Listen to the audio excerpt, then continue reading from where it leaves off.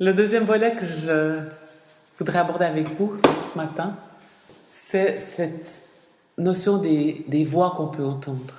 Parce qu'on entend tous. On entend tous. Et des fois, la voix de Dieu est comme noyée parmi d'autres voix. J'ai lu un livre sur le sujet de l'écoute de Dieu dont le titre, je le trouve amusant, c'est L'hippopotame dans le jardin. Je ne sais plus de qui il est, mais dans la préface de ce livre, l'auteur nous disait, voilà, vous êtes dans un grand magasin, vous faites vos commissions, vous avez votre caddie, votre liste à commission, vous remplissez votre caddie, vous allez à la caisse, vous payez, vous ressortez. Puis en sortant, il y a une personne, vous la rencontrez, ça peut être un ami, quelqu'un, qui vous dit « Ah, mais c'est sympa de te voir. Il y a souvent de la musique dans ce magasin. Qu'est-ce qu'ils ont passé comme musique dans le magasin ce matin ?»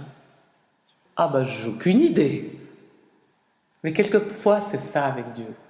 Il nous parle, c'est la musique dans le magasin, mais on est concentré sur autre chose.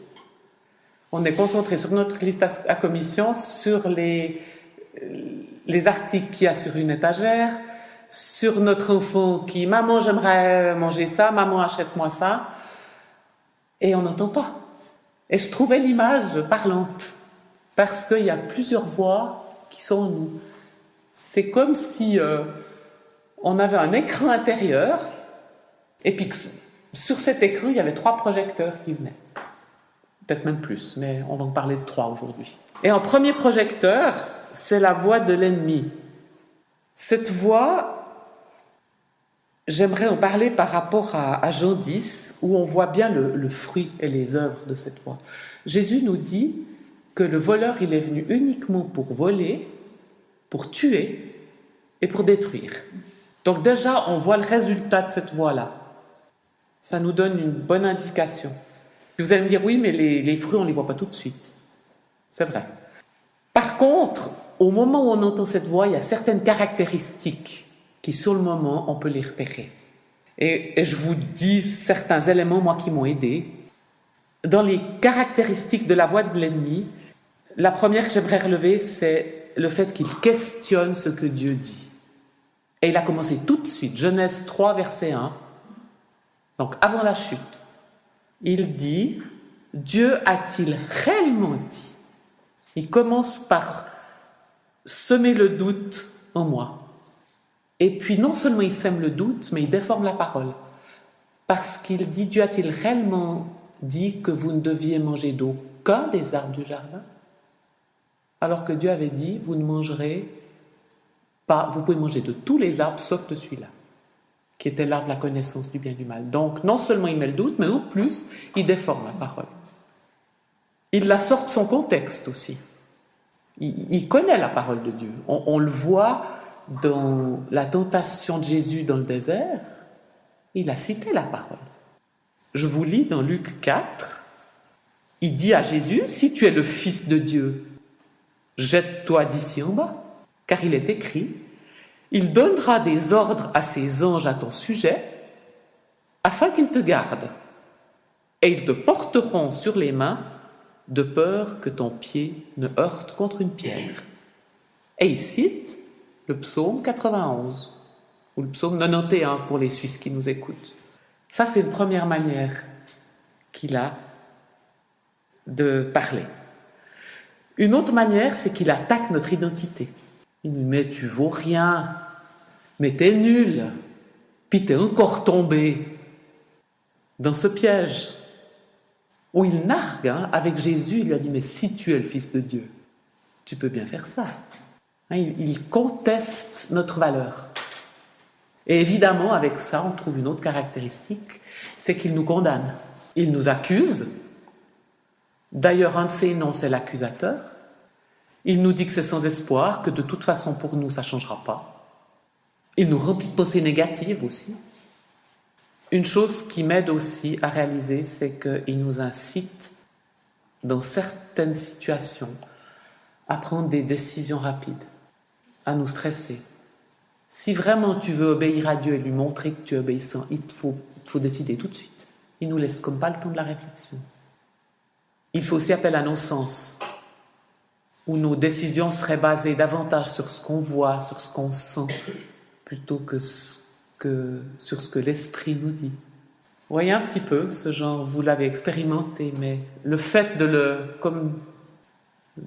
rassembler un petit peu les différentes manières dont il nous parle, je trouve que c'est aidant pour reconnaître ce type de voix. Et puis écoutons aussi la manière dont il parle, parce que s'il dit par exemple, mais Dieu fait ceci ou Dieu ne fera pas cela, il parle à la troisième personne. Dieu ne parle pas à la troisième personne en parlant de lui. Il va dire « je te demande de faire ceci » ou « je te demande de faire cela ». Et les résultats, dans mon cœur déjà, avant de voir des fruits dans la vie quotidienne, mais le résultat dans mon cœur, c'est que ça va amener de la confusion, ça va amener de l'anxiété, ça peut amener de la peur, un sentiment de culpabilité, mais de fausse culpabilité. Et c'est important, quand il y a ce type de voix-là, de refuser de l'écouter. Et ce qu'on peut faire, c'est simplement lier la voix de l'ennemi. Dire « je refuse d'écouter cette voix au nom de Jésus ». Et comme nous dit Jacques 4, verset 7, si on se soumet à Dieu et qu'on lui résiste, il ne peut pas faire autre chose que de fuir parce que, comme on l'a déjà dit, il est déjà vaincu. Quand Jésus s'est écrié « tout est accompli », ça voulait dire aussi que l'ennemi était mis sous ses pieds et que lui, il a la victoire et que nous, on l'a au travers de Jésus et en restant attachés à lui. Une autre voix qui vient frapper à la porte de mon cœur, c'est la mienne, ma propre voix à moi. Et ma propre voix, c'est déjà un peu plus difficile de repérer. En tout cas, en ce qui me concerne, je trouve plus difficile de repérer ce qui est ma propre voix de ce qui est la voix de l'ennemi. Il est plus difficile de repérer ma propre voix et celle de Dieu. Je trouve que la différence, elle est moins nette qu'entre la voix de l'ennemi et la voix de Dieu. Mais un critère qui m'aide beaucoup, c'est que ma propre voix, si elle n'est pas alignée, j'aime bien cette idée d'alignement, si elle n'est pas alignée à la voix de Dieu, elle a tendance à protéger mes propres intérêts. Ma pensée non renouvelée va vouloir protéger mes intérêts, être égoïste, vivre pour soi-même, se prendre du bon temps. Je ne dis pas qu'il ne faut pas prendre de bon temps, c'est toute une question de priorité et d'alignement et de centrage. Mais si je suis dans cet état d'esprit de vouloir diriger ma vie par moi-même, de ne pas vouloir me soumettre à l'esprit, il y a bien des chances que j'entende ma voix propre avant d'entendre la voix de Dieu. Ça, c'est une caractéristique. Une autre caractéristique, c'est que ma propre voix, elle est basée sur ce que j'ai appris. Elle a des pensées analytiques, elle raisonne, elle argumente. Alors, c'est pas faux de raisonner, c'est pas faux de réfléchir, c'est toute une question de place. Et c'est pour ça que je trouve que ce passage dans Proverbe 3, il est tellement fort, c'est qu'il nous est dit « ne t'appuie pas sur ta sagesse, ne t'appuie pas sur ta façon de raisonner. Ça a sa place, mais c'est pas au centre. Celui qui est au centre, c'est Dieu, qui révèle les choses. Et quand ma propre voix, elle est soumise à l'esprit, alors à ce moment-là, elle est à la bonne place. Et elle peut effectivement contribuer à une réflexion, mais qui est orientée de la bonne manière, qui est orientée vers la volonté de Dieu et qui n'est pas orientée vers mes propres intérêts. Je vous lis un ou deux encouragements que la Bible nous laisse. Dans Jean, par exemple, 6, verset 38, Jésus dit « Car je suis descendu du ciel pour faire non ma volonté, mais la volonté de celui qui m'a envoyé. » Et on voit bien que Jésus, il a réfléchi dans sa vie, il a pris des décisions qui étaient mûres, qui étaient réfléchies, mais il avait fait ce choix de départ. Je ne fais que ce que je dois faire au Père et je me soumets à Dieu. Je ne suis pas venu sur cette terre pour faire ma volonté. je suis venu pour faire la sienne. Et c'est très aidant de se rappeler ce verset 4 du psaume 37 qui dit « Fais de l'Éternel tes délices et il te donnera ce que ton cœur désire. » Donc Dieu veut donner des choses qui nous habitent. Ça répond à une question tout à l'heure. Les aspirations de nos cœurs, les rêves de nos cœurs, c'est Dieu qui les a semés. Mais il aimerait être premier en nous. Il n'aimerait pas que ces choses-là prennent sa place et deviennent des idoles au final. Mais il aimerait que lui soit le centre et que ces choses viennent ensuite. Donc déposons nos désirs, déposons nos pensées, déposons notre volonté au pied de Jésus. Soumettons nos pensées au Seigneur. Ça s'appelle la mort à soi-même et c'est pas très à la mode. Mais si on choisit de vivre pour lui, il nous redonnera les choses à sa manière. 2 Corinthiens 5, 15 nous dit « Il est mort pour tous », Jésus donc, « il est mort pour tous, afin que ceux qui vivent ne vivent plus pour eux-mêmes, mais pour celui qui est mort et ressuscité. » On va parler de cette troisième voix, et c'est celle qui nous intéresse, c'est d'entendre la voix de Dieu et de la reconnaître. Parce qu'une fois que la voix de l'ennemi est liée, qu'on a soumis nos pensées au Seigneur, eh bien sur les trois voix, il reste celle de Dieu. C'est ce projecteur-là qui est allumé. Et dans ce sens-là, je suis très touchée par ce texte que vous connaissez très bien, de Romains 12, qui dit de nous offrir comme un sacrifice vivant.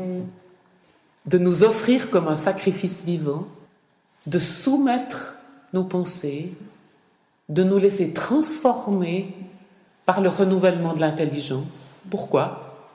Afin de discerner quelle est la volonté de Dieu. Donc c'est encourageant de se dire que lorsqu'on a vraiment fait cette démarche de lier la voix de l'ennemi et de soumettre nos pensées à Dieu, eh ben, il y a beaucoup plus de chances qu'on entende celle de Dieu lui-même. Et la voix de Dieu, elle a plusieurs caractéristiques que j'aimerais évoquer avec vous. Tout d'abord, c'est une voix qui amène la paix. Dieu est un Dieu de paix. Et il peut nous dire certaines choses qui nous plaisent peut-être pas, mais il y a une conviction en nous qui est là. Et la conviction amène aussi la paix. Elle ne contredira jamais, jamais, jamais la parole écrite, c'est-à-dire la Bible. Et ça, c'est le filtre évidemment par excellence, c'est que tout ce que je reçois n'est pas forcément écrit dans la Bible, mais ne contredit pas le message de la Bible. Et ça, c'est vraiment un critère à garder. C'est aussi une voie qui nous conduit. Par rapport à la voie de l'ennemi qui nous mettait par moments dans la confusion, cette voie, elle nous conduit.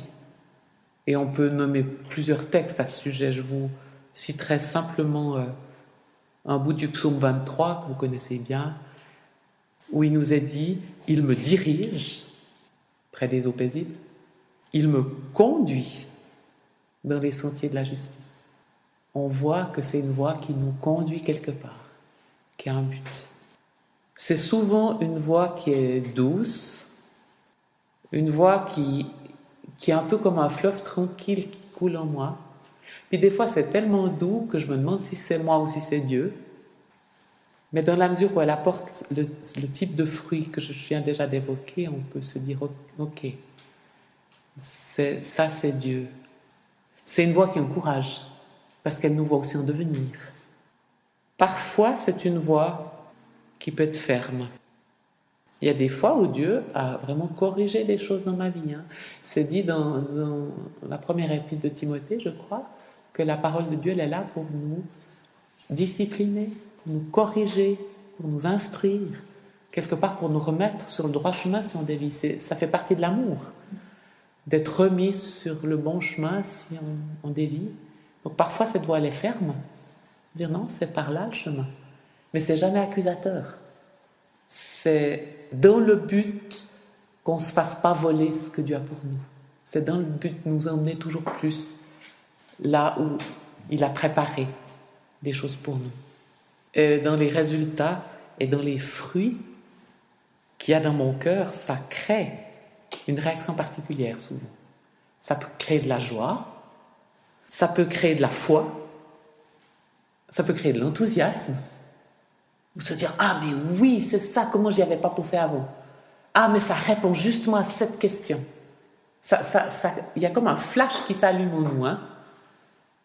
Et ça, c'est déjà des signes de fruits dans mon cœur, que c'est la voix de Dieu. Elle va apporter plus de compréhension sur un sujet, mais c'est une compréhension qui touche notre cœur. Elle va nous rendre plus humbles aussi. Puis elle va nous donner la force, le courage de faire ce qui nous est demandé. Parce que Dieu donne toujours ce qu'il ordonne.